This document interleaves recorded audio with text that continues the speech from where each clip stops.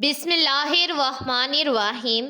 حضرت سلمان فارسی رضی اللہ تعالیٰ عنہ کا ایمان افروز واقعہ۔ یہ ایک ایسے عظیم شخص کی داستان ہے جو اپنی حقیقی منزل کو حاصل کرنے کے لیے ہمیشہ کوشاں اور سبحانہ تعالیٰ کی تلاش میں مسلسل سرگرداں رہا ہو۔ حضرت سلمان فارسی رضی اللہ تعالیٰ عنہ کی کہانی ہم آپ کو انہی کی زبانی آج سناتے ہیں۔ یقیناً جس طرح وہ اپنی آپ بیتی عمدہ اسلوب میں بیان کر سکتے ہیں، کوئی بھی دوسرا تو یہ انداز نہیں اپنا سکتا۔ بلا شبہ اس سلسلے میں جس طرح ان کے اپنے احساسات نازک اور انداز بیان صداقت و حقیقت پر مبنی ہو سکتا ہے، کوئی بھی دوسرا یہ حق ادا نہیں کر سکتا۔ حضرت سلمان فارسی رضی اللہ تعالیٰ عنہ فرماتے ہیں کہ میں اصفہان کے علاقے کا ایک فاصل نسل نوجوان تھا۔ جس بستی میں ہم رہائش پذیر تھے وہ جی نام سے مشہور تھی۔ میرا باپ اس بستی کا سردار تھا اور وہ تمام بستی والوں میں زیادہ مالدار اور رعب و دبدبہ کا مالک تھا۔ پیدائش کے دن سے میرے ساتھ اسے دنیا کی ہر چیز سے زیادہ پیار تھا۔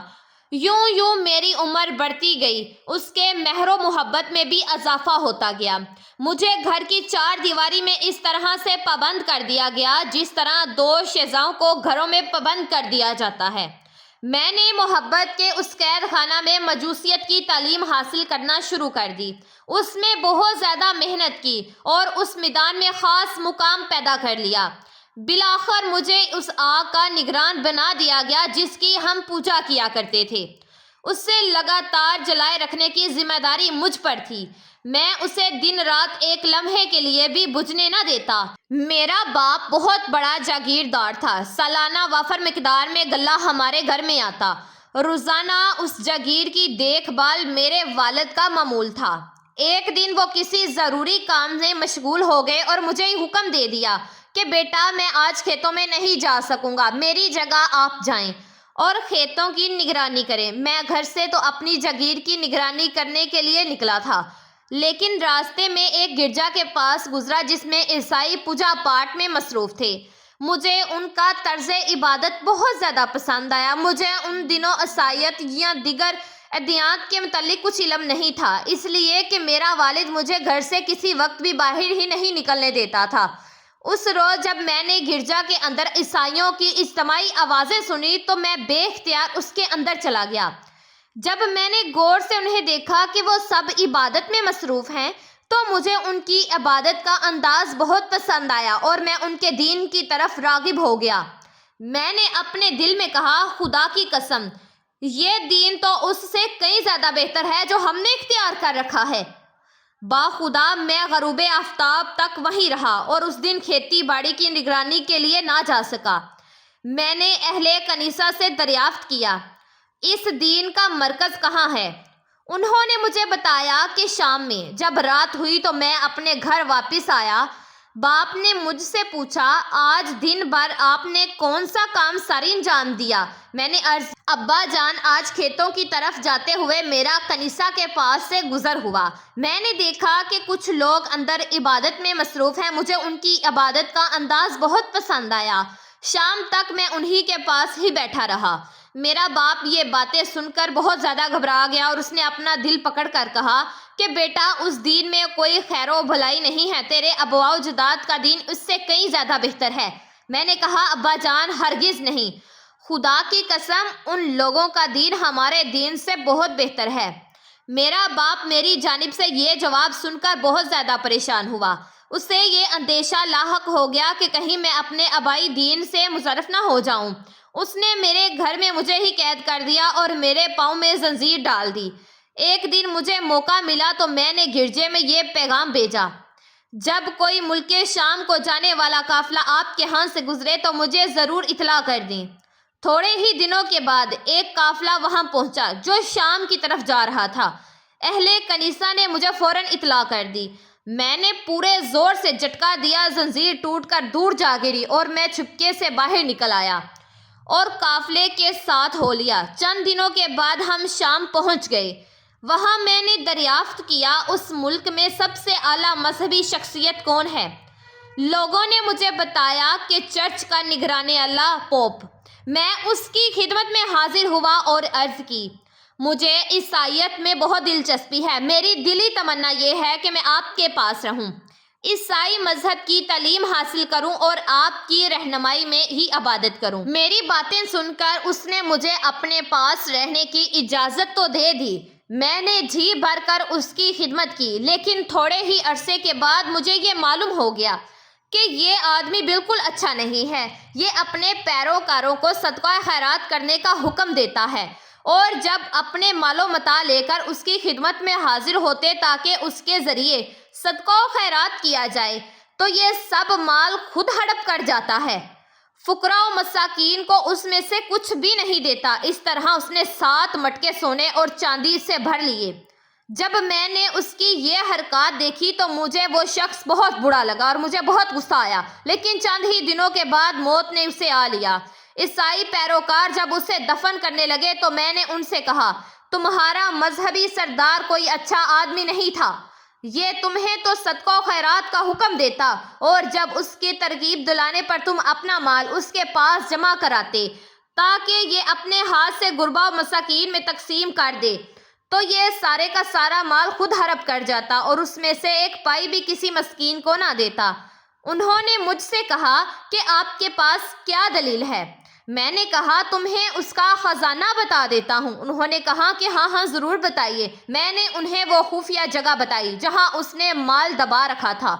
جب انہوں نے سونے اور چاندی کے بڑے ہوئے 7 مٹکے دیکھے تو حیرت زدہ رہ گئے۔ یہ مٹکے وہاں سے نکال لیے گئے اور سب نے یہ فیصلہ کیا کہ اسے دفن نہ کیا جائے بلکہ سولی پہ لٹکا کر اس کو پتھر برسائے جائیں، اور اس کے ساتھ بالآخر یہی سلوک کیا گیا۔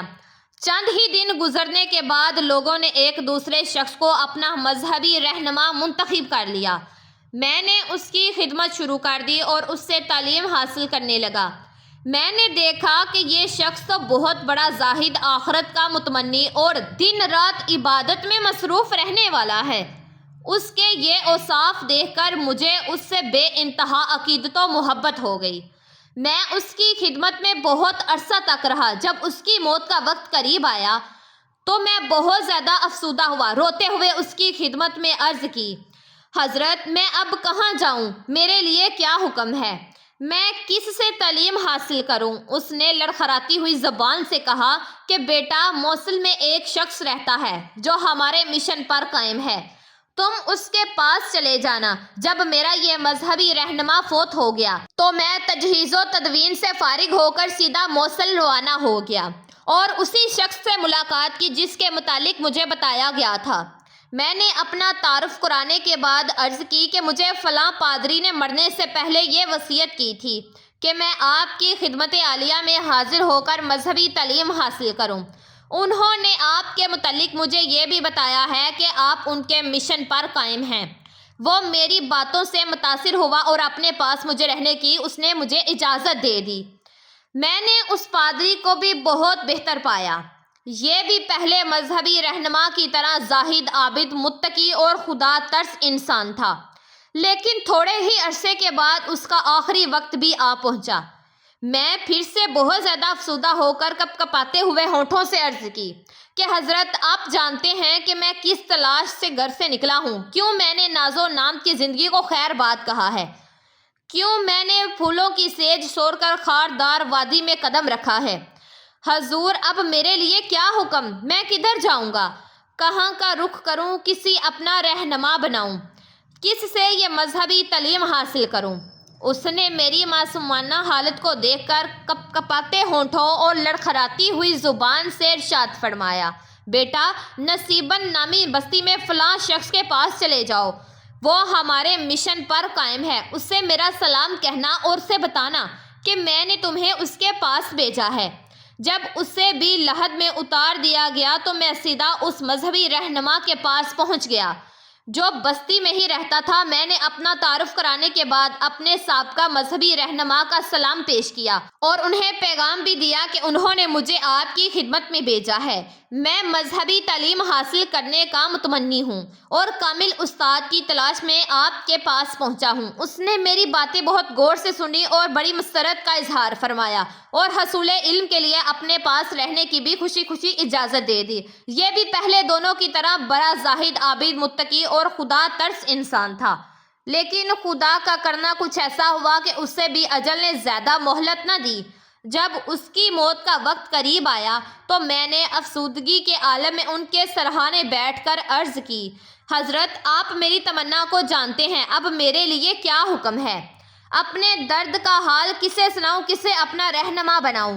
اب کون میرے زخموں پر مرہم لگائے گا؟ اس نے میری کیفیت دیکھ کر بڑے ہی مشفقانہ انداز میں کہا کہ بیٹا، اموریہ بستی میں فلاں شخص کے پاس چلے جاؤ، وہ ہمارے ہی مشن پر قائم ہے۔ تجہیز و تدوین سے فارغ ہو کر میں اس سے جا ملا۔ میں نے اپنا تعارف کرانے کے بعد سابقہ مذہبی رہنما کا اسے پیغام دیا تو اس نے مجھے اپنے پاس رہنے کی اجازت دے دی۔ تعلیم کے ساتھ ساتھ یہاں مجھے کاروبار کے مواقع بھی میسر آئے۔ کاروبار میں بہت برکت ہوئی، جس سے بہت سی گائیں اور بکریاں میرے پاس جمع ہو گئیں، لیکن قدرت کا کرنا کچھ ایسا ہوا کہ انہیں بھی زیادہ مہلت نہ ملی۔ جب موت کا وقت قریب آیا تو میں نے حسب و معمول عرض کی کہ حضرت اب میرے لیے کیا حکم ہے؟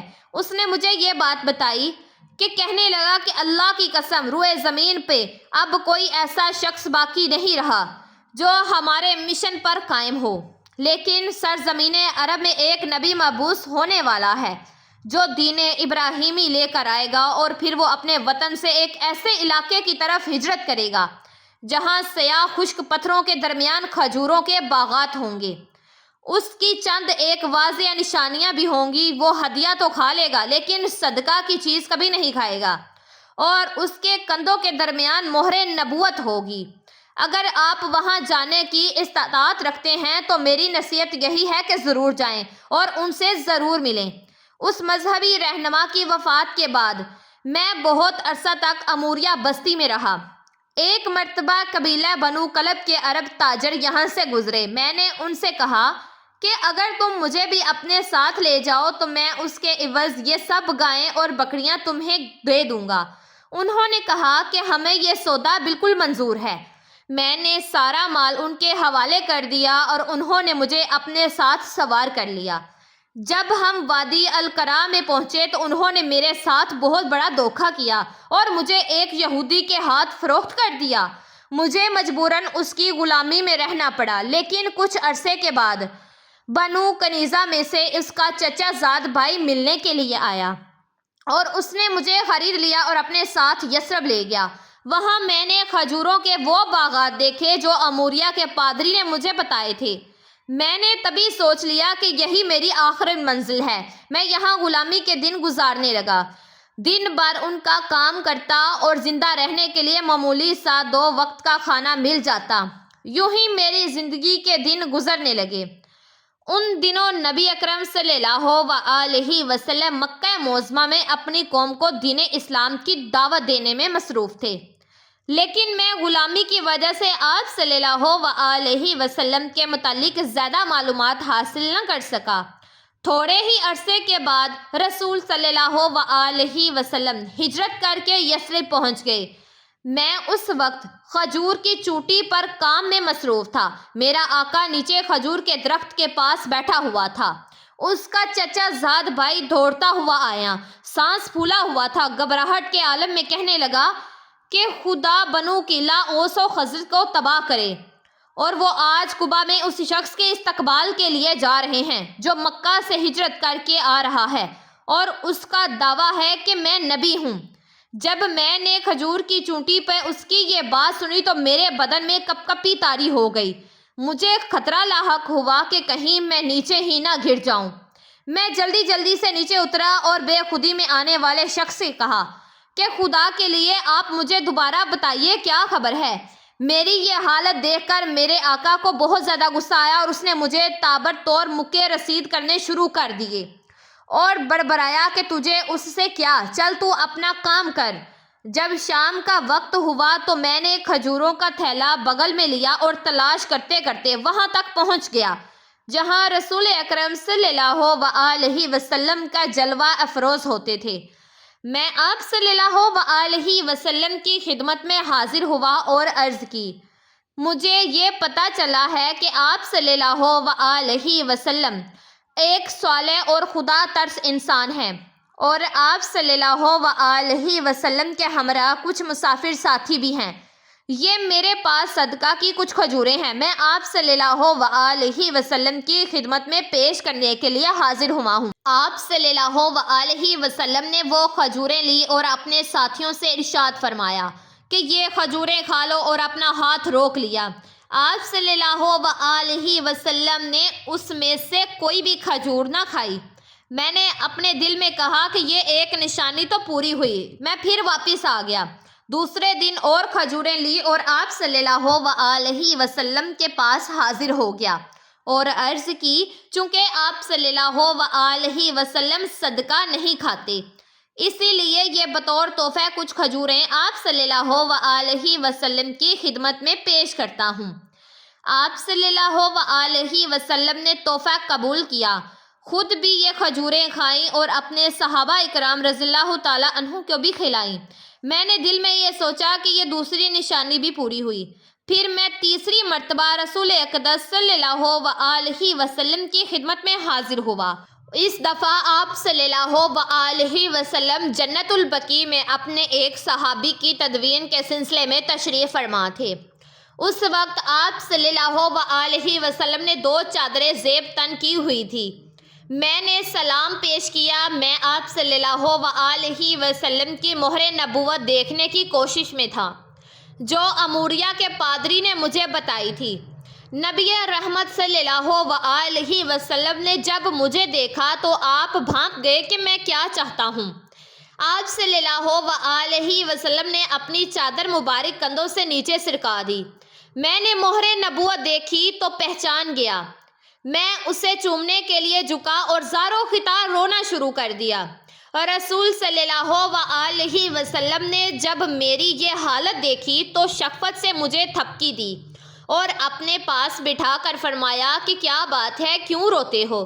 میں نے اپنی پوری درد بری داستان آپ صلی اللہ وآلہ وسلم کو سنائی اور آپ صلی اللہ وآلہ وسلم نے اسے بڑی دلچسپی سے سنا اور مجھے فرمایا کہ ان ساتھیوں کو بھی یہ داستان سنائیں۔ میں نے اپنی تمام داستان سنائی۔ وہ سن کر بہت خوش ہوئے کہ میں نے بڑی محنت کے بعد اپنی اصلی منزل کو پا لیا ہے۔ سلام ہو حضرت سلیمان فارسی رضی اللہ تعالیٰ عنہ پر، جس دن وہ حق کی تلاش کے لیے گھر سے نکلے تھے۔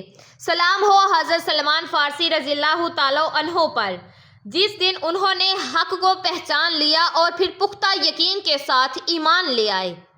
سلام ہو حضرت سلیمان فارسی رضی اللہ تعالیٰ عنہ پر، جس دن آپ فوت ہوئے اور جس دن انہیں زندہ اٹھایا جائے گا۔